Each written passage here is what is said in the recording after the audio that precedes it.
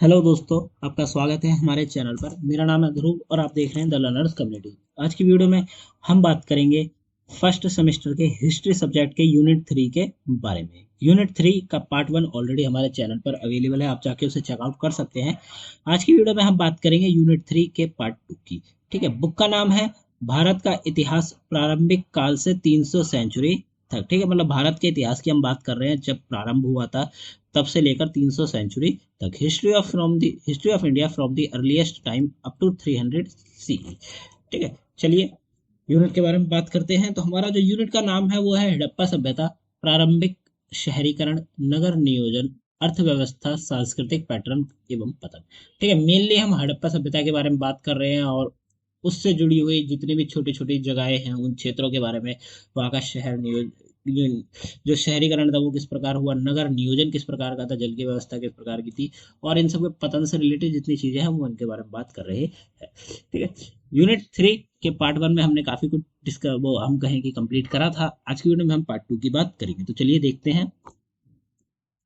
और अगर अभी तक आपने हमारा चैनल सब्सक्राइब नहीं किया तो प्लीज चैनल को सब्सक्राइब करें।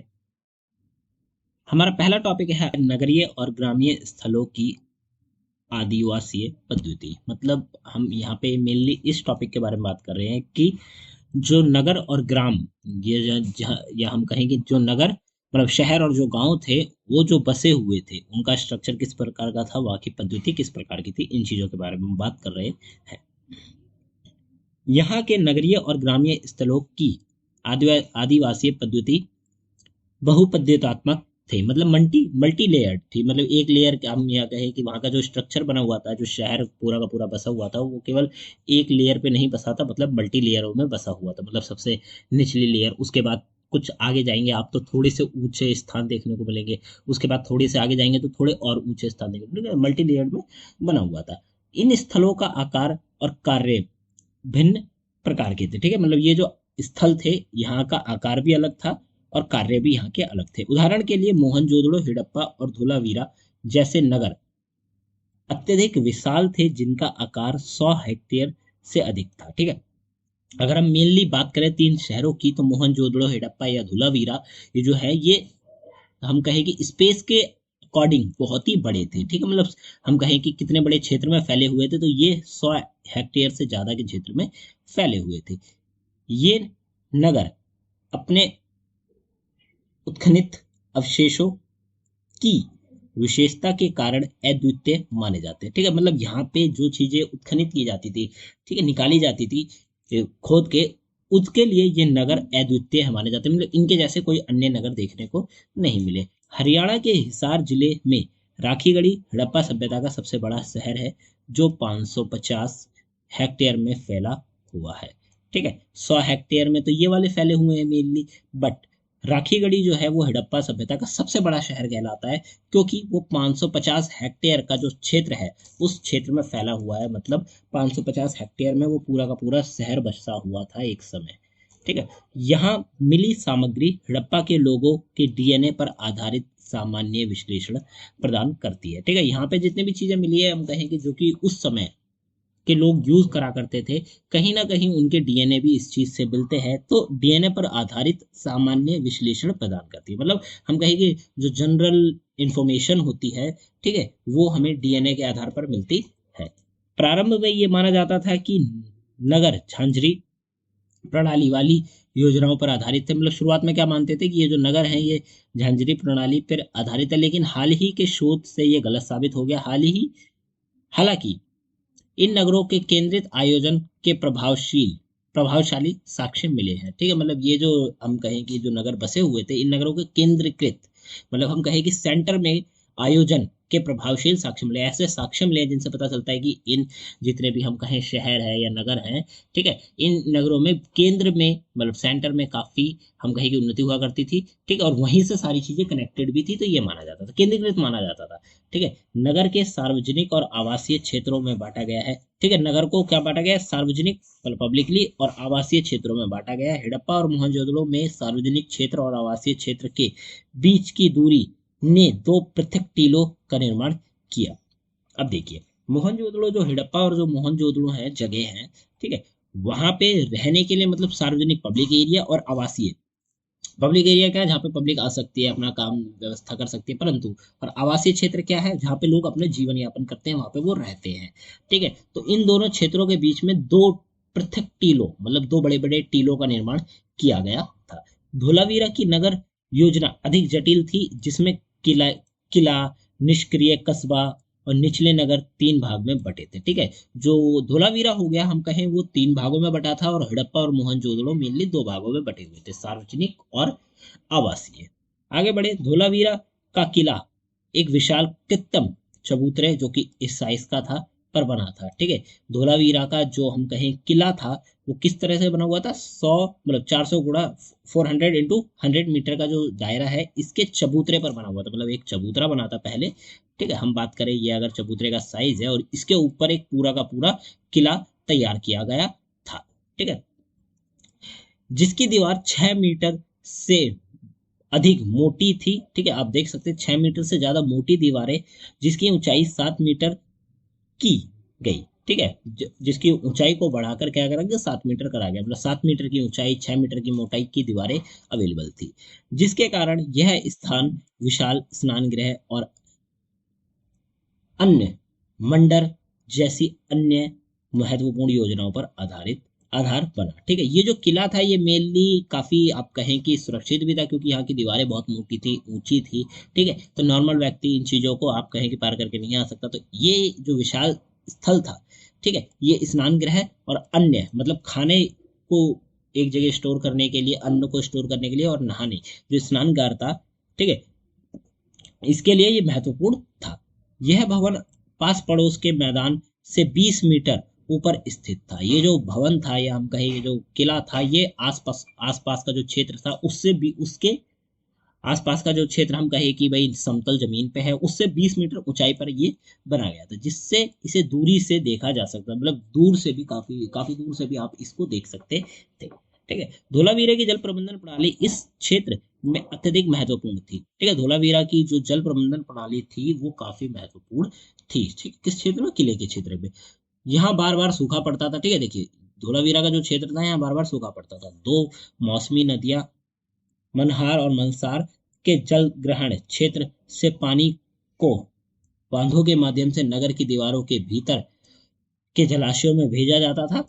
अब देखिए, सोचिए कि दो ऐसी नदियां थी जो कि सीजनल थी, मतलब मौसमीय नदी, मतलब जब मौसम आता था वर्षा का, बारिश का मौसम आता था, तब नदियों में पानी की जो मात्रा थी वो बढ़ जाती थी, अन्यथा वहां पे पानी की मात्रा बिल्कुल न्यूनतम में है, कम से कम रहा करती थी। ठीक है, तो मनहार और मनसार, ये जो दो नदियां थी, यहाँ से क्या करा जाता था, पहले यहाँ से पानी बांधों में ले जाया जाता था, बड़े बड़े बांध बनाए गए थे। उसके बाद उन बांधों से दीवारों के थ्रू होते हुए पानी नगर के अंदर मतलब नगर के अंदर जाया करता था, और नगर के अंदर जलाशय बना रखे थे, जहाँ पे पानी स्टोर होता था, जो कि पब्लिक यूज कर सकती थी, लोगों के यूज के लिए था। तो उन जलाशयों में पानी आता था, और उन जलाशयों से पानी लिया जाता था। यह नगरीय दीवारों के भीतर 16 जलाशय थे, जो 36% क्षेत्र में फैले हुए थे। अब देखिए, 16 बड़े बड़े जलाशय थे, जो कि टोटल एरिया का 36% एरिया कवर अप करते थे। ठीक है, मतलब 36% एरिया काफी बड़ी बात होती है। ठीक है, अगर हम बात करें पूरे नगर की, नगर का 36% एरिया केवल क्या कवर अप करते थे जलाशय, वहां पे जल स्टोर होता था। ठीक है, इन जलाशयों की सुरक्षा के लिए ईंटों की दीवार भी बनाई गई थी। नगरीय क्रम परंपरा की मध्यवर्ती पंक्तियां ऐसे स्थल से बनी हैं, जिनकी कुछ विशेषताएं विशाल नगर की याद दिलाती है, लेकिन वे आकार में छोटी है। कालीबंगन, लोथल, कोटदीजी, बनावली और अमरी जैसे स्थल प्रांतीय केंद्र माने जा सकते हैं। ठीक है, प्रांत के केंद्र को, अगर हम प्रांत के केंद्र के क्षेत्रों की बात करें, तो ये जो मैंने आपको नाम बताया, कालीबंगन, लोथल, कोटदीजी, बनावली और अमरी, ठीक है, ये माने जाते हैं कि एक प्रांत के स्थल माने जाते हैं। ठीक है, केंद्र माने जाते हैं। कालीबंगन में भी दो सुदृढ़ टीलों का निर्माण किया गया था, जिसमें अगिन वेदी भी थे। ठीक है, कालीबंगन में भी हम कहें कि दो बड़े बड़े टीलों का निर्माण किया गया था। आगे बढ़े, आगे देखते हैं। लोथल एक किलेबंद नगर है। ठीक है, लोथल क्या है, किलेबंद नगर है, ऐसा नगर जो कि हर तरफ से दीवारों से भरा हुआ है, मतलब बंद है। ठीक है, पूरे किले की तरह वो बंद है, और उस किले के अंदर पूरा का पूरा बसा हुआ है, जिसमें एक गोदी बाड़ है। ठीक है, जो बाड़े का साइज ये है, जो नदी से जुड़ा हुआ है। यह एक भंडार घर के अवशेष भी, यहाँ पे भंडार घर के अवशेष भी मिले हैं, जो दर्शाते हैं कि नगर के आकार और उसके समग्र आयोजन में कई आवश्यक संबंध नहीं है। ठीक है, यहाँ पे एक आप कहें कि ऐसा क्षेत्र भी मिला है जहाँ पे भंडार गृह के अवशेष मिले हैं, जिससे क्या पता चलता है कि नगर के आकार और उसके समग्र आयोजन में कोई आवश्यक संबंध नहीं, मतलब ऐसा कोई कनेक्शन देखने को नहीं मिला कि नगर का जो आकार है, या हम कहें जो किले का आकार है जिसके अंतर्गत पूरा नगर बसा हुआ है, और समग्र आयोजन के बीच में कोई कनेक्शन देखने को नहीं मिला। मोहनजोदड़ो का आकार लोथल से 25 गुना बड़ा है। ठीक है, मोहनजोदड़ो काफी बड़ा है साइज में, लोथल से 25 गुना बड़ा है मोहनजोदड़ो, लेकिन लोथल में भी पक्की ईंटों के घर और नियमित सड़कें मिली हैं। ठीक है, लोथल में भी पक्की ईंटों के घर मिले हैं, नियमित सड़कें मिली हैं जो कि लोगों द्वारा निर्मित की गई थी। सिंधु आदिवासी क्रम परंपरा की तीसरी पंक्ति लघु नगरीय स्थल से माने जाते हैं। इनमें कुछ स्थल ऐसे हैं, इनमें कुछ स्थल जैसे अलाहादीन और गुजरात के कुटासी महत्वपूर्ण धातु शिल्प केंद्र थे। ठीक है, यहाँ पे हम बात कर रहे हैं किस चीज की, हम ऐसे स्थलों की बात कर रहे हैं जो कि इंपॉर्टेंस रखते थे उस समय में उस जगह के लिए। ठीक है, जैसे गुजरात की कुटासी हो गए, यहाँ पे क्या मिलते थे, महत्वपूर्ण धातु शिल्प का केंद्र था, जिनका आकार छोटा था लेकिन कार्य नगर जैसे ही थे। ठीक है, मतलब ये जगह तो छोटी थी परंतु वहां का जो कार्य था वो पूरे नगर के जैसे हुआ करता था। तो आगे बढ़ते हैं, तो देखिए ये जो बचे हुए पॉइंट दिए गए हैं मेनली ज्यादा इंपॉर्टेंट रखते नहीं है। ठीक है, आप इनको पढ़ सकते हैं। हम आगे देखते हैं जो कि इंपॉर्टेंट चीजें हैं। जीवन निर्वाह पद्धति, मतलब किस प्रकार का वहां पे जीवन का निर्वाह हुआ करता था, किस प्रकार लोग रहा करते थे, इन चीजों के बारे में। तो स्थायी कृषि व्यवस्था, मतलब जो कृषि थी वो स्थायी रूप से की जाती थी। ठीक है, सिंधु सभ्यता की जीवन निर्वाह पद्धति में पशुपालन, अखेट मतलब शिकार करना, वनस्पति संचयन शामिल थे। ठीक है, जो सिंधु सभ्यता है उसमें पशुपालन करना, शिकार करना और वनस्पति संचयन शामिल है। वनस्पति संचयन का मतलब कि आसपास के क्षेत्र से जो खाने योग्य चीजें हैं उनको लाके इकट्ठा करना, संचयन करना। यह एक स्थायी कृषि व्यवस्था थी जो नगर का आर्थिक भरण पोषण करती थी। ठीक है, मेनली ये जो चीजें हमने बात करी, खेती करना भी इसमें आ जाता है। ठीक है, तो स्थायी रूप से कृषि व्यवस्था थी जो कि नगर का आर्थिक भरण पोषण करती थी, मतलब नगर में आर्थिक रूप से जो भरण पोषण की आवश्यकता थी वो ये चीजें पूरा करती थी। इस सभ्यता का वितरण क्षेत्र विभिन्न पारिस्थितिक दशाओं के कारण समरूप योजना नीति से मुक्त था। ठीक है, अलग अलग हम कहें कि अलग अलग क्षेत्रों के हिसाब से अलग अलग व्यवस्थाएं थी, परंतु मेनली ये माना जाए तो जो जीवन निर्वाह के लिए चीजें थी वो वहां पे खेती होगी, पशुपालन, अखेट हो गया, और ठीक है आसपास के क्षेत्र से खाने योग्य जो चीजें हैं उनको इकट्ठा करना था। फिर बात करें हल और कृषि प्रौद्योगिकी की बात करें, हड़प्पा निवासी हल से परिचित थे। चौलिस्तान और बनावली में पक्की मिट्टी के बने हल प्राप्त हुए हैं। ठीक है, देखिए उस समय भी हल चलाए जाते थे। ठीक है, जैसे कि चौलिस्तान और बनावली जो क्षेत्र है, यहाँ पे पक्की मिट्टी के बने हुए हल मिले हैं। आर्कियोलॉजिकल जो पीपल हैं उनको, पर्सन है उनको। ठीक है, कालीबंगन की खुदाई से हल द्वारा जोते गए खेत का पता चलता है। ठीक है, कालीबंगन की खुदाई करी गई वहां के क्षेत्र की, तो ये देखने को मिला कि हल से जुताई की गई थी उस क्षेत्र की जहाँ पे खेती की जाती थी। यह संकेत करता है कि हल का उपयोग आरंभिक हड़प्पा काल से लेकर परिपक्व हड़प्पा काल तक जारी रहा। ठीक है, मतलब शुरुआत से लेकर जब तक वो परिपक्व नहीं हो गई तब तक हड़प्पा काल में जो हल का प्रयोग है वो चलता रहा। कालीबंगन में हल की रेखाओं के दो हिस्से मिले हैं जो ये दर्शाते हैं कि यहाँ की खेती में दो फसलें उगाई जाती थी। ठीक है, मेनली जो कालीबंगन में जहाँ पे खेती की जाती थी वहां पे ये देखने को मिला कि हल के दो मुंह हुआ करते थे। ठीक है, मतलब हल की रेखाओं के दो हिस्से देखने को मिले, जिससे क्या पता चलता है, जिससे मेनली ये पता चलता है कि एक समय पे दो फसलें उगाई जाती थी। आगे बढ़ते हैं, आधुनिक खेतों में इन रेखाओं के हिस्सों में सरसों और कुल्थी उपजाई जाती थी। आधुनिक खेते में, जो आधुनिक खेत हो गए, हम समय के साथ साथ जब थोड़ा सा आगे देखते हैं हड़प्पा सभ्यता में तो हम आगे देखने को मिलता है कि ये जो आधुनिक खेत थे यहाँ पे क्या होता था, सरसों और कुल्थी एक साथ उगाई जाती थी। फसल विविधता की बात करें तो सिंधु घाटी में उपजाई जाने वाली फसलों का मोटे तौर पर दो वर्गों में विभाजन किया जाता था। एक तो सिंधु घाटी और दूसरी गुजरात में। ठीक है, जो सिंधु घाटी में जो फसलें उपजाई जाती थी या उगाई जाती थी उनको मोटे तौर पर दो वर्गों में बांटा गया। पहला सिंधु घाटी में और दूसरा गुजरात में। सिंधु क्षेत्र में केवल गेहूं और जौ ही प्रमुख अनाज माना जाता था। ठीक है, जो सिंधु का क्षेत्र हो गया या सिंधु घाटी का जो क्षेत्र हो गया वहां पे गेहूं और जौ को एकदम प्रमुख अनाज माना जाता था, बल्कि गुजरात में चावल और ज्वार बाजरा अधिक महत्वपूर्ण थे। ठीक है, गुजरात में अलग चीजों को महत्वपूर्ण माना जाता है और साथ के साथ सिंधु घाटी में उसको अलग माना जाता है। हालांकि हाल की खोज में, मतलब अभी जो करंट टाइम में जो खोज हुई है, खोज में हड़प्पा में चावल और मंडुआ भी मिले हैं। ठीक है, चावल की खेती भी देखने को मिली है और मंडुआ भी देखने को मिला है। इसके अलावा मटर, मसूर, छोटी मटर, तिल, सन, सिंब, ठीक है, रुई जैसे अन्य फसल का भी पता चला है। सिंचाई की आवश्यकताओं की बात करें तो सिंधु क्षेत्र में रुई सामान्यतः ग्रीष्मकाल फसल होती है जिसे सिंचाई की आवश्यकता होती है। अब यहाँ पे सिंचाई की बात करें तो रुई जो सामान्यतः ग्रीष्म काल में, मतलब ग्रीष्म में उगाई जाती है, ठीक है, उसकी फसल है, उसको किसकी सिंचाई की आवश्यकता होती है, क्योंकि वहां वर्षा मात्र 8 इंच होती है। ठीक है, वर्षा का जो लेवल है वो 8 इंच तक है।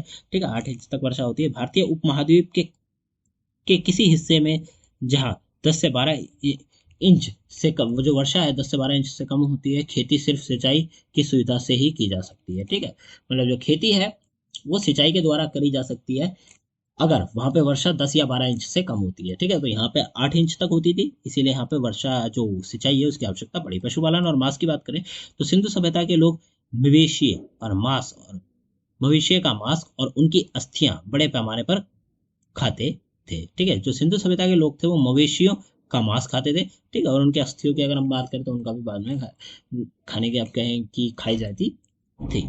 मवेशियां और भैंस ने न केवल मांस प्रदान किया बल्कि कृषि कार्य में भी मदद की थी। ठीक है, जो मवेशी हो गए, पालने वाली जो मवेशियां हो गई, ठीक है, या फिर भैंस हो गए, इन्होंने केवल ऐसा नहीं है कि आपको सिर्फ मांस ही प्रदान किया था उन लोगों को, बल्कि ये खेती के काम में भी आती थी, कृषि के काम में भी आती थी। गुजरात के शिकारपुर में मवेशियों और भैंसों की संख्या 3 वर्ष तक जिंदा रहने की पुष्टि करती है, जिसके बाद उन्हें 3 से 8 वर्ष की उम्र में मारा जाता था। ठीक है, मतलब ये गुजरात के शिकारपुर के क्षेत्र में ये देखने को मिलता है। जब आर्कियोलॉजिकल जो लोग हैं वो उसके बारे में स्टडी करते हैं तो ये देखते हैं कि 3 वर्ष तक तो जो मवेशी थे उन्हें पाला जाता था। ठीक है, 3 वर्ष तक उन्हें पाला जाता था और 3 से 8 वर्ष के बीच में उनको मारा जाता था। ठीक है, मतलब जिंदा रहते थे 3 वर्ष तक, और 3 वर्ष के बाद 8 वर्ष तक की जब तक की उम्र थी उनको, या कहें कि भाई उन्हें मार दिया जाता था। ठीक है, मांस के लिए या फिर अन्य कामों के लिए। आहार में मटन का महत्व, जो मटन था उसका क्या महत्व है। मटन मतलब बकरे का मीट, बकरे, भेड़ बकरे का मांस। ठीक है, मटन बात करें भाई, भेड़ बकरे का मांस भी इस सभ्यता में बहुत लोकप्रिय था। ठीक है, बहुत ज्यादा लोकप्रिय कहे या फिर लोग काफी ज्यादा इसे खाया करते थे। भेड़ बकरों की अस्थियां सिंधु स्थलों पर प्राय पाई जाती है। ठीक है, सिंधु स्थलों पर हम कहेंगे काफी कैजुअल, मतलब नॉर्मल हो गया है कि भेड़ बकरियों की जो अस्थियां है वो पाई जाती थी। पशुओं का आखेट भी एक महत्वपूर्ण कार्य था। ठीक है, पशु जो है उनका आखेट किया जाता था, शिकार किया जाता था जंगली जानवरों का, ये भी एक इंपॉर्टेंट काम रखता था। यहाँ जंगली पशुओं की अस्थियां और पालतू मवेशियों की अस्थियां 1:4, मतलब 1:4 के अनुपात में पाई गई हैं। ठीक है, मतलब कैसे, अगर एक जंगली की मिली है तो 4 पाले हुए जानवरों की मिली है। ठीक है, जैसे कि जंगली पशुओं की अस्थियां और पालतू, पहले आएगा जंगली जो कि एक है, और उसके बदले 4 अस्थियां देखने को मिली है पालतू की। ठीक है, जंगली भैंस, हिरण की प्रजातियां, जंगली सुअर, गंदर, सियार, चूहा और खरगोश जैसे पशुओं का शिकार भी किया जाता था मेनली। ठीक है, मेनली इन चीजों का शिकार किया जाता था, उसके बाद इन्हें खाया जाता था। जिनका शिकार किया जाता था उनको मांस के लिए यूज किया जाता था, और बाकियों की अगर हम बात करें पाले जाने वाले जीव थे तो उनको फिर समय के साथ साथ यूज किया जाता था। अगला टॉपिक है मछली और समुद्री भोजन। मछली और समुद्री मोलास्क, ठीक है, कि अस्थियां भी प्राय पाई गई हैं, मतलब अस्थियां मिली है। अस्थियां से बात करें कि हड्डियां हो गई, उनके अवशेष हो गए, खाए हुए बचे हुए अवशेष, ठीक है, इस प्रकार की चीजें, या फिर उन्हें किसी बर्तन में रखकर छोड़ दिया गया, तो ये चीजें देखने को मिली है, जिससे पता चलता है कि उस समय के लोग किस चीज को खाया करते थे, किस चीज का उनके जीवन में प्रयोग था। ठीक है, मछली के भी देखने को मिले जो ये बात का संकेत करते हैं कि समुद्री भोजन भी, जो भोजन है, पशु है, उनका भी उपभोग किया जाता था। आहार संचयन की बात करें तो यमुना, गंगा, दो आब में निश्चित रूप से जंगली चावल का उपभोग किया जाता था। ठीक है, मतलब ये जो क्षेत्र है, इन क्षेत्रों में जंगली चावलों को उपभोग किया जाता, मतलब खाया जाता था। गुजरात के सुकर सुरकोटा कोटादा से प्राप्त बीज में जंगली कष्टफल, जिसमें बादाम, सुपारी आदि और खरपतवार की बड़ी मात्रा मिली है। ठीक है, गुजरात के कुछ जो क्षेत्र है सुरकोटदा, ठीक है, यहाँ से क्या मिले हैं, बीज मिले हैं। बीजों में जंगली कष्टफल, मतलब हम कहें बीजों का सेट प्राप्त हुआ है, या हम कहें कि भाई एक स्थान पर काफी सारे बीज देखने को मिले, उसमें कष्टफल देखने को मिले हैं, जिसमें क्या क्या आता है, जिसमें बादाम आ जाते हैं, सुपारी आ जाती है। ठीक है, फिर खरपतवार देखने को मिली है, वो भी बड़ी मात्रा में प्राप्त हुए हैं। ठीक है। व्यवहारिक रणनीति की बात करें तो सिंधु की आहार अर्थव्यवस्था एक व्यापार और केंद्रीकृत जन समूह के भरण पोषण के लिए जोखिम का काम करने वाली व्यवहारिक रणनीति पर आधारित थी। अब इस चीज को समझते हैं थोड़ा सा।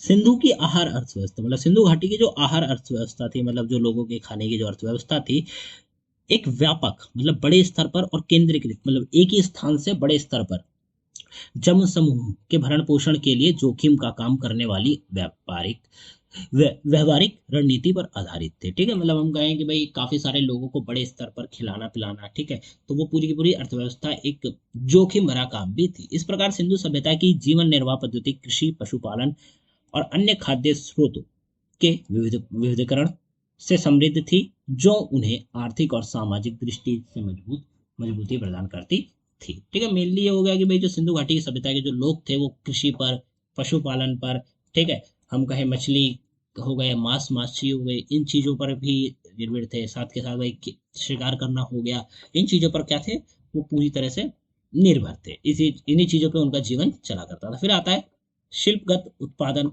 और व्यापार। शिल्पगत उत्पादन की बात करें तो सिंधु स्थलों में शिल्पगत उत्पादन की विविधता और गुणवत्ता अत्यंत प्रभावशाली थी। शिल्पगत यहाँ विशेष दस्तकारी है जिसका विकास पूर्वोत्तर काल से हुआ है। अब देखिए यहाँ पे दस्तकारी से तात्पर्य है कि भाई नक्काशी रिलेटेड चीजें हो गई, किसी चीज पर किसी चीज को गोद कर बनाना हो गया, तो ये सारे काम काफी ज्यादा अत्यंत प्रभावशाली भी थे। ठीक है, क्योंकि इसके नमूने देखने को मिलते हैं आज भी। ठीक है, तो क्या था, यह यहाँ विशेष दस्तकारी है जिनका विकास पूर्वोत्तर काल से मतलब पुराने काल से ही इनका जो विकास है ये होता रहा है। इन दस्तकारी के तकनीकी प्रक्रियाओं में जटिलता बढ़ी है और उपयोग की जाने वाली कच्ची सामग्री की विविधता भी बढ़ी है। मतलब उपयोग भी बढ़ा है चीज का, और चीज को बनाने के लिए जो कच्ची सामग्री चाहिए होती है वो भी बढ़ी है। ठीक है, उसकी विविधता में भी बढ़त आई है। सिंधु सभ्यता के नगरों में सीपी के समान अल्प मूल्य के रत्न, सेलखड़ी के मन के अलंकृत मृपाण उपकरण और विभिन्न प्रकार के धातु के जेवर की मांग थी। ठीक है, देखिए हम बात करें कि हम सिंधु सभ्यता या सिंधु घाटी सभ्यता की बात करें तो वहां सुनने को मिलता है कि वहां के लोगों को भी ज्वेलरी जैसी चीजों का काफी ज्यादा शौक था। ठीक है, मतलब लोगों के बीच में उस चीज की काफी ज्यादा मांग थी। किस किस की, भाई शिल्प के सीपी के समान हो गए, ठीक है, सीपी के जैसे छोटे छोटे मोती हो गए, ठीक है, शिलाखड़ी के मनके हो गए, फिर अलंकृत मृणपत्र हो गए, उपकरण हो गए, या फिर अलग अलग प्रकार के धातु जो कि जेवर के रूप में थे, उनकी काफी ज्यादा मांग थी।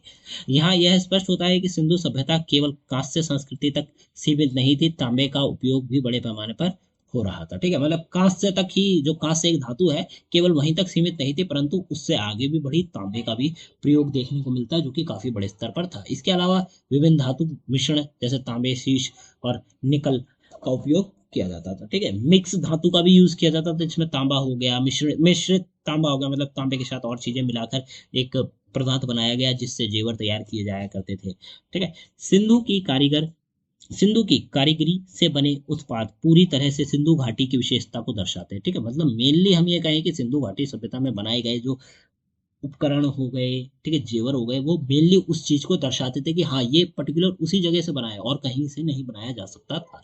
ठीक है, हड़प्पा के अंत और उसके बाद की काल विधि में सिंधु की मोहरें जो उत्कीर्ण वर्गीकार और आयताकार होती थी, जिसमें पशु का चित्रण होता था, बहुत कम मिलती है। ठीक है, वर्तमान हम बात करें कि जब हड़प्पा सभ्यता का अंत हो गया तो उसके बाद जो मुद्राएं हो गई वहां की, ठीक है, मोहरें हो गई, जो कि क्या थी, वर्गाकार में थी, मतलब चकोर शेप में थी। ठीक है, उनके ऊपर उत्कीर्ण हुआ करता था, मतलब उनके ऊपर हम कहें कि प्रिंटेड एक प्रकार से कहें कि निशान बना था। ठीक है, पशु का चित्र बना हुआ था, तो वो बहुत कम देखने को मिलती है। यह इस बात का संकेत है कि वाणिज्य गतिविधियों से उस समय बहुत ही घट गई थी। ठीक है, जब अंत आया था तब वाणिज्य जो गतिविधियां थी वो काफी ज्यादा कम हो चुकी थी, इसलिए मुद्राओं की संख्याओं में भी कमी देखने को मिलती है। जो मिली है उनसे पता तो चलता है कि ये वहां से बिलोंग करती है, परंतु बहुत बड़ी संख्या में नहीं मिली, तो इसको जांच पड़ताल करने में थोड़ी सी कठिनाई होती है। सिंधु सभ्यता में मूर्तियों की भी विशेषता है। ठीक है, सिंधु सभ्यता में मूर्तियों की भी विशेषताएं, जैसे प्रसिद्ध पुरोहित राजा की मूर्ति जो राजनीतिक धार्मिक महत्व रखती थी, पत्थरों की नकाशी का अभाव, नगर के केंद्र के परित्याग और विशिष्ट वर्गों के समूह में परिवर्तन से जुड़ा है। ठीक है, देखिए मूर्तियां भी देखने को मिली हैं, हम कहें कि नक्काशी भी देखने को मिली है, पत्थरों पर नक्काशी करके डिजाइन तैयार कर देना। ठीक है, ये चीजें देखने को मिलती है क्योंकि ये उस समय में काफी ज्यादा प्रचलित थी, तो इन चीजों को बनाया जाता था। अब जैसे इसकी बात करी गई है कि पत्थर की नक्काशी का अभाव नगर केंद्र के परित्याग और वशिष्ठ वर्ग के समूह में परिवर्तन से जुड़ा था। अब देखिए, जो पत्थर के ऊपर नक्काशी थी उसका अभाव भी देखने को मिला। अभाव किस प्रकार की, मतलब कम हो रही थी, कम हो रही थी। क्यों? क्योंकि ये किस लिए था? विशिष्ट वर्ग, जो नगर था उसमें एक अलग प्रकार से वर्ग होता है, तो विशिष्ट वर्ग के समूह के परिवर्तन से जुड़ा था। जब एक पूरे के पूरे वर्ग का परिवर्तन होता है, ठीक है, तो चीजों में चेंजेस आते हैं। जैसे भाई हम कहे कि बहुत बड़ा शहर है, ठीक है, उसमें एक अलग से वर्ग है, जब एक वर्ग दूसरे वर्ग को बदलता है तो वो पिछले वाले वर्ग के कामों को भी चेंजेस करता है। तो यहाँ पे नक्काशी के काम में भी अभाव देखने को मिला। चुने गए विशेष उत्पाद जैसे कि लंबा पीपा, काला कन्यासन जैसे मुख्यतः चंदू होदड़ों में बनाए जाते थे। यह दिखाते हैं कि कारीगरी के कौशल और समय दोनों की आवश्यकता थी। ठीक है, देखिए पर्टिकुलर चीजें बनाई गई हैं जो कि ये बताती हैं कि हाँ ये उसी स्थान से बनी है और इसमें बड़ी मेहनत लगी है या फिर इसे उन्हीं लोगों द्वारा बनाया गया। ठीक है, मतलब कारीगरी और समय दोनों की आवश्यकता होती थी उन चीजों को बनाने के लिए। जैसे कि चंदू होदड़ों में देखने को मिलता है लंबा पीपा वाला क्रोनेशियन। ठीक है, ये एक चीज है जो कि चंदू होदड़ों में ही बनाई जाती थी। ठीक है, और कारीगरी इसमें लगती थी, कारीगरी का कौशल लगता था काफी अच्छा खासा, और साथ में समय भी लगता था। नगरों के विध्वंस के बाद इस प्रकार की विशिष्ट उत्पादन का टिकना कठिन था। ठीक है, जब नगर खत्म होने लगे, विध्वंस होने लगा, तो इस प्रकार की चीजों का टिकना भी खत्म हो चुका था। सिंधु की शिल्प परंपराएं किसी विशेष क्षेत्र तक सीमित नहीं थी। ठीक है, सिंधु घाटी की जो सभ्यता, वहाँ की जो शिल्प परंपराएं थी, मतलब शिल्प परंपराएं क्या है? मतलब कि शिल्पकारी जो काम हो गए, हाथ की नक्काशी जैसे काम हो गए, चीजें हो गई ना, चीजों का तैयार करने का जो काम था वो केवल वहीं तक सीमित नहीं था। सीपी के समान गुजरात के नागावाड़ा और नागेश्वर में तथा सिंध के चंदू हुजड़ो और मोहनजोदड़ो से बनते थे। ठीक है, देखिए सीपी का जो समान था वो गुजरात के नागावाड़ा और नागेश्वर में तथा सिंध के चंदू हुजड़ो और मोहनजोदड़ो में बनते थे। ठीक है, ये जो चीजें बताई गई है कि सीपी के समान जो चीजें बनाई जाती थी वो कहाँ कहाँ बनती थी? गुजरात के नागावाड़ा और नागेश्वर में, साथ में सिंध के चंदू होजड़ो और मोहनजोदड़ो में बनाई जाती थी। धातु के शिल्प सामग्री गुजरात के लोथल और पंजाब की बारी दुआब और सिंध के अन्य स्थलों पर भी मिलती थी। ठीक है, धातु की जो शिल्प चीजें हो गई, मतलब शिल्पकारी से बनाई गई जो चीजें हो गई, वो अलग अलग स्थानों पर भी देखने को मिलती थी। यहाँ तक कि निर्माण तकनीक में भी मानीकरण देखा गया है। सीपी के कड़ों की चौड़ाई सभी स्थलों पर लगभग समान है, जैसे कि 5 से 7 सेंटीमीटर किलो मिलीमीटर 5 से 7 मिलीमीटर के बीच होती थी। अब देखिए, ये माना गया है कि सीपी के जो हाथ के कड़े बनाए जाते थे, ठीक है, उनकी चौड़ाई भी लगभग सभी स्थानों पर सेम देखने को मिलती है। क्या मिलती है? 5 से 7 मिलीमीटर की। इस प्रकार की विशेषता उत्पादन के व्यापक वितरण को दर्शाती है, जो स्थानीय स्तर पर उपलब्ध कच्ची सामग्री पर निर्भर नहीं थी।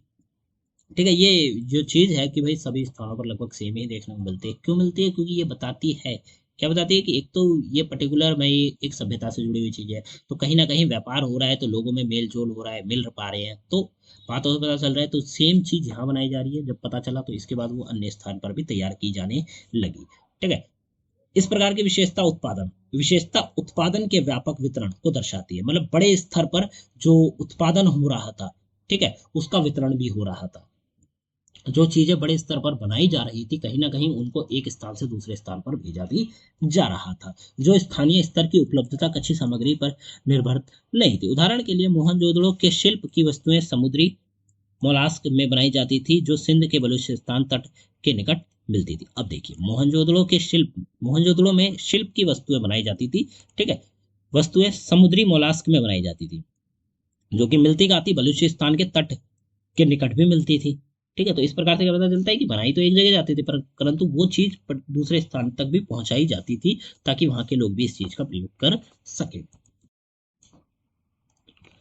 आगे देखें व्यापार के बारे में। सिंधु सभ्यता का व्यापार अत्यंत संगठित और विस्तृत था, मतलब बड़े स्तर पर होता था। ठीक है, संगठित था, मतलब पूरा संगठन था उसको चलाने के लिए, और विस्तृत मतलब बड़े स्तर पर होता था। सिंधु के लोग राजस्थान से लेकर अफगानिस्तान तक से संसाधनों को जुटाने, उनका उपयोग करने में सक्षम थे। ठीक है, सिंधु घाटी सभ्यता के जो लोग थे, राजस्थान से लेकर अफगानिस्तान, काफी बड़ा एरिया और काफी दूरी का एरिया है। ठीक है, यहाँ से लेकर वहां तक संसाधनों को जुटाने मतलब एक साथ लाने के लिए और उनका उपयोग करने में सक्षम थे।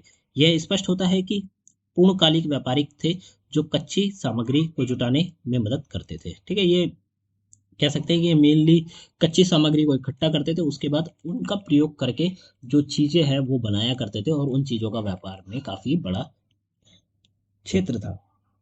आगे बढ़े, हड़प्पा की एक शिंगरी, मोहरे और मृदभांड राजस्थान की कच्ची सामग्रियों के उपयोग के उदाहरण है। ठीक है, राजस्थान में जो कच्ची सामग्री का उपयोग किया जाता था उसके लिए अगर हम उदाहरण बात करें कि वो कच्ची सामग्री का प्रयोग कहाँ कहाँ किया जाता था, तो उस उदाहरण क्या है, एक शिंगरी और मोहरे और फिर मृदभांड। इसके अलावा समुद्री कैटफिश का उपयोग भी देखा जा सकता है, दिखता है कि व्यापार में खाद्य पदार्थ का भी समावेश था। ठीक है, मतलब व्यापार में हम कहें कि कैटफिश का भी एक प्रकार से क्या होता था, व्यापार होता था। मछली जो थी उनका भी व्यापार होता था, एक स्थान से पकड़ी गई, ठीक है, व्यापार करके उन्हें अन्य स्थान पर ले जाया गया, फिर वहां पे उन्हें सेल किया गया।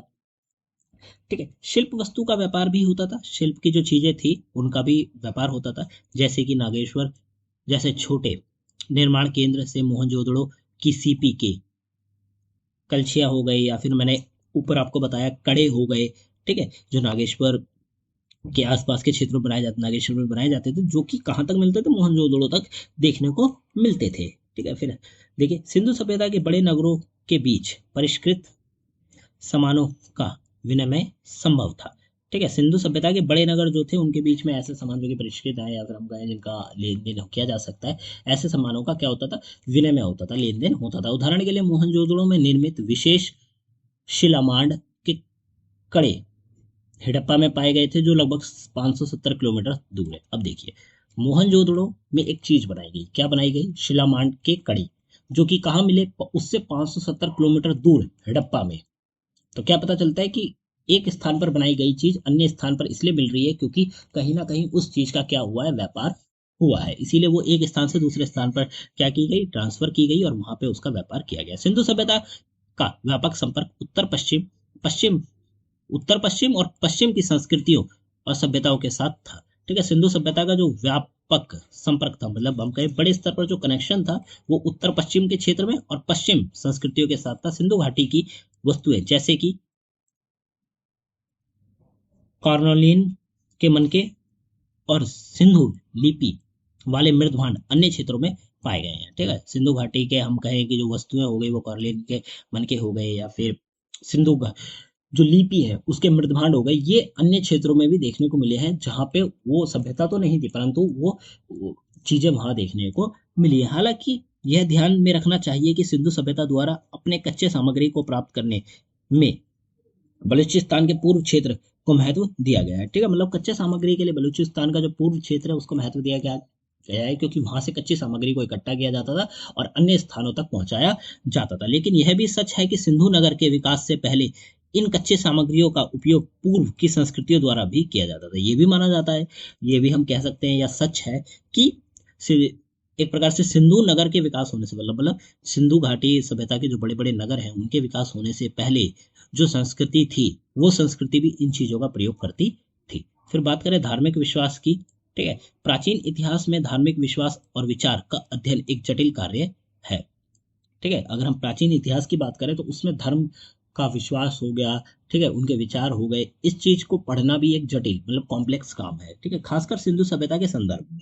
इसका कारण यह है कि इस सभ्यता के लेखन अभी भी पूरी तरह से समझे नहीं जा सके। अब देखिए, ये कठिन इसलिए है क्योंकि आज भी हम सिंधु सभ्यता के द्वारा जो हमें चीजें मिली हैं, जिन पे कुछ लिखा गया है, वो हम आज भी समझ नहीं पा रहे हैं। ठीक है, तो इस चीज को समझना कि उस समय धर्म का क्या विश्वास था, ठीक है, धर्म के ऊपर लोगों को कितना विश्वास था, लोग कितना उसे मानते थे, इस चीज को समझना आज भी कठिन है। इस कारण हमें उनके धार्मिक विश्वास के बारे में जानकारी केवल उनके भौतिक अवशेषों से मिलती है। ठीक है, मतलब जो चीजें हमें मिली है, कैसे, भौतिक अवशेष हो गए, कोई मूर्ति हो गई, ठीक है, कहीं पूजा पाठ हो गया, इस प्रकार की चीजें हो गई, इस प्रकार की चीजें जहां देखने को मिली हम केवल उनसे अंदाजा लगा सकते हैं, परंतु पक्की तरह से ये हम तभी समझ पाएंगे जब हम वो जो सिंधु घाटी सभ्यता की जो लिपि है उसको अच्छे से समझ पाएंगे। ठीक है, सिंधु सभ्यता के धार्मिक विश्वास को समझने के लिए कुछ मुख्यतः पुरातात्विक संकेत मिले हैं, जैसे कि सुबाह्य वस्तु, ठीक है, एक्सटर्नल्स देखने को मिले हैं। इन वस्तुओं के आधार पर पूजा और धार्मिक अनुष्ठानों के संकेत मिले हैं। ठीक है, जो सुबाह्य वस्तुएं हैं उनको देखकर पता चलता है कि हाँ, धार्मिक अनुष्ठान भी होता था और पूजा भी होती थी। फिर आता है आकृति मूलक चित्रक। ठीक है, मूर्तियां और प्रतीकों के माध्यम से धार्मिक विश्वास की जानकारी मिलती है। ठीक है, ऐसी मूर्तियां बनाई गई जिससे लगता है कि इनकी पूजा की जाती थी। ठीक है, तो उससे अंदाजा लगा के समझा गया कि हाँ, कहीं ना कहीं लोगों का धर्म के ऊपर भी विश्वास था। फिर आते हैं पवित्र क्षेत्र, आते हैं ऐसे क्षेत्र जो कि पवित्र थे। कुछ क्षेत्रों को धार्मिक और पवित्र उद्देश्यों के लिए अलग रखा गया प्रतीत होता है। ठीक है, मतलब ऐसे क्षेत्र भी मिले हैं जो कि केवल अनुष्ठान के लिए, पूजा पाठ के लिए ही थे। ऐसा नहीं कि वो सार्वजनिक प्लेस है, कोई भी वहां जाके रह सकता है, कोई भी वहां पे जाके व्यापार कर सकता, नहीं। ऐसे अलग से क्षेत्र बनाए गए थे जहाँ पे लोग पूजा पाठ या अनुष्ठान किया करते थे। ठीक है, हालांकि सिंधु स्थलों में मंदिरों जैसी कई संरचनाएं या पूजा की विशिष्ट मूर्तियां नहीं मिलती। ठीक है, मेनली हम बात करें तो मंदिर नहीं मिलता। ठीक है, पूजा के लिए कोई विशिष्ट मूर्ति नहीं मिलती जो कि लगे कि वो माता या भगवान की या किसी भी प्रकार के हम कहें, ठीक है, जो गॉड है उसके रिलेटेड है। इसके बजाय कुछ संरचनाओं का जल से स्वच्छीकरण और अनुष्ठानिक कृतियों से संबंध देखा गया है। ठीक है, मतलब ऐसी संरचनाएं भी देखने को मिली हैं जिनसे पता चलता है कि जल से पहले उन चीजों को या उस संरचना को क्या किया जाता था, स्वच्छीकरण किया जाता था, उसे साफ सुथरा किया जाता था। अनुष्ठानिक कृतियों से संबंध देखने को मिलता है, मतलब अनुष्ठान से रिलेटेड, किसी पूजा पाठ से रिलेटेड उनका कनेक्शन देखने को मिलता है। ठीक है, आगे बढ़े। उदाहरण के लिए मोहनजोदड़ो का विशाल स्नान गृह, यह एक महत्वपूर्ण संरचना थी जो धार्मिक और अनुष्ठानिक स्वच्छता से संबंधित प्रतीत होती है। ठीक है, मोहनजोदड़ो में जो बहुत बड़े स्नान गृह देखने को मिले हैं ना, वो उससे लोग अंदाजा लगाते हैं, जो आर्कियोलॉजिकल लोग हैं, ठीक है, आर्कियोलॉजिस्ट हैं, वो अंदाजा लगाते हैं कि हाँ, ये एक ऐसी जगह हो सकती है जहाँ पे लोग अनुष्ठानिक स्वच्छता से संबंध रखते हैं, मतलब अनुष्ठान करने से पहले जहाँ पे लोग स्वच्छ होते थे, ऐसे प्रकार की चीजें।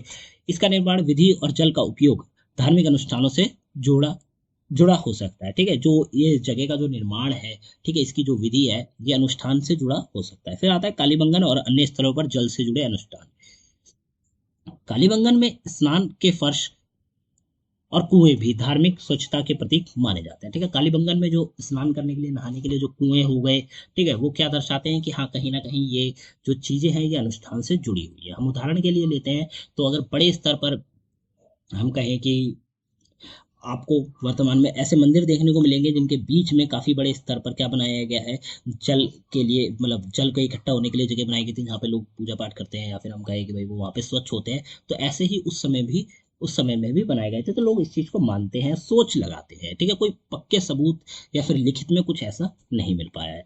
सिंधु सभ्यता के कुछ स्थलों पर नारी मूर्तियों का अभाव भी देखा गया, मतलब नारी से रिलेटेड, ठीक है, नारी की जो मूर्तियां होती हैं उनका अभाव देखने को मिला गया है, जैसे कालीबंगन और सुरकोट था। मोहनजोदड़ो में पक्की मट्टी की लघु मूर्तियां मिली है। ठीक है, पक्की मट्टी की मूर्तियां भी मिली है, लेकिन नारी मूर्तियों की संख्या सीमित है। ठीक है, हम कहें कि जो फीमेल्स की जो मूर्तियां थी उस समय वो बहुत ही ज्यादा कम देखने को मिली हैं। ठीक है, उसके मुकाबले हम कहें कि अगर पुरुषों की जो मूर्तियां हैं वो देखने को मिली है, उनकी संख्या थोड़ी सी अधिक है नारियों की मूर्ति के, हम कहें कि उसके अकाले। ठीक है, यह इस बात का संकेत करती है कि नारी मूर्तियों का धार्मिक महत्व उतना व्यापक नहीं था जितना पहले माना गया था। ठीक है, मतलब नारियों का जो मूर्ति है, नारी की जो मूर्ति है, उनका इतना ज्यादा धर्म से रिलेटेड महत्व नहीं था।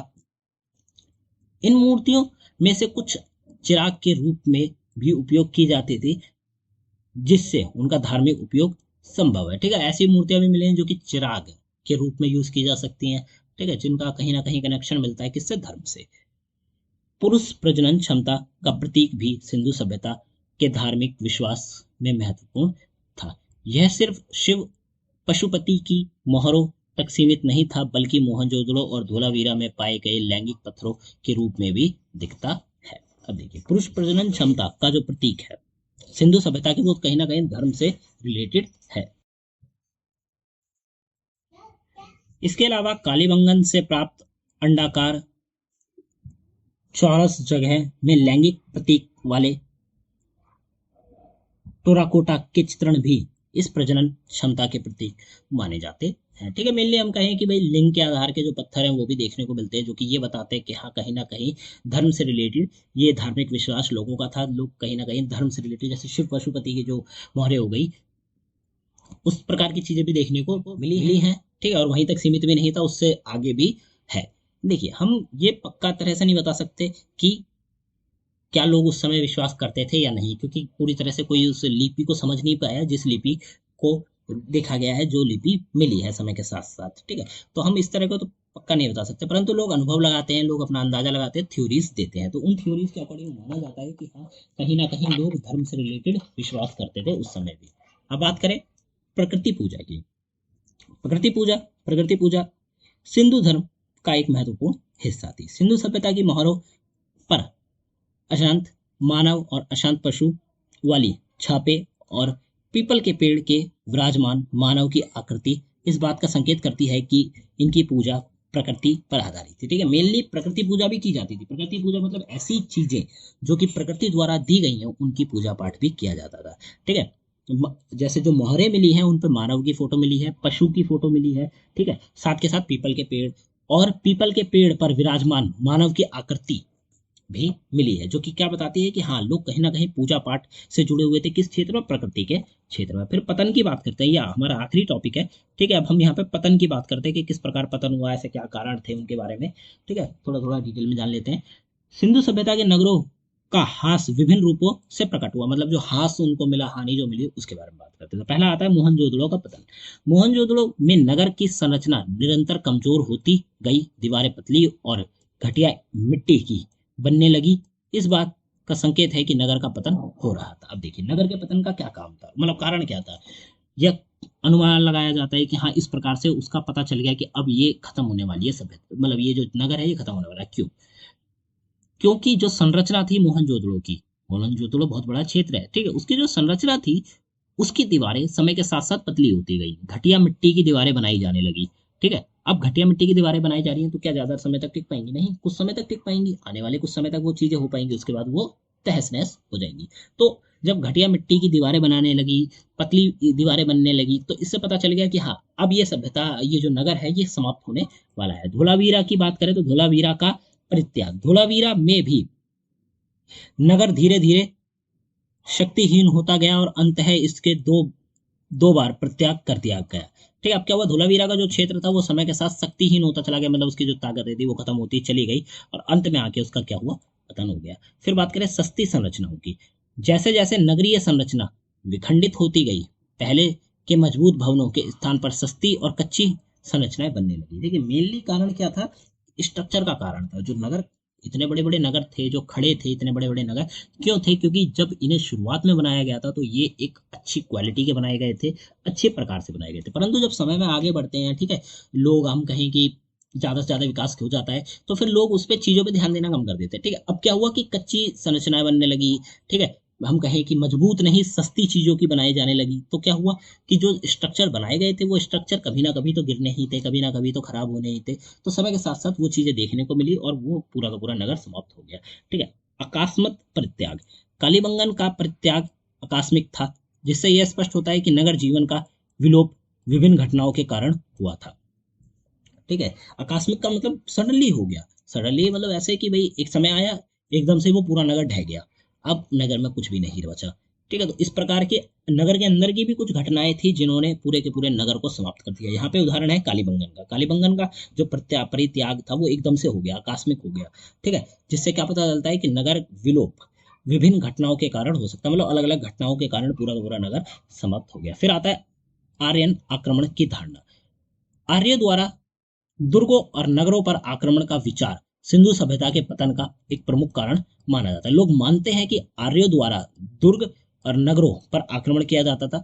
ठीक है, जिससे क्या हुआ, सिंधु सभ्यता का पतन हो गया। हालांकि 1950 के दशक से इस पर गंभीर शंकाएं उठाई गई हैं। ठीक है, 1950 का जो दशक था, वहां पे मतलब जब ये हम स्टडीज कर रहे थे, लोग जो स्टडीज कर रहे थे इन चीजों की, उन्होंने इस चीज पे काफी ज्यादा, हम कहें कि क्या, शंकाएं उठाई हैं कि नहीं ऐसा नहीं हो सकता, परंतु कुछ लोग इस चीज को मानते हैं, कुछ लोग इस चीज को नहीं मानते।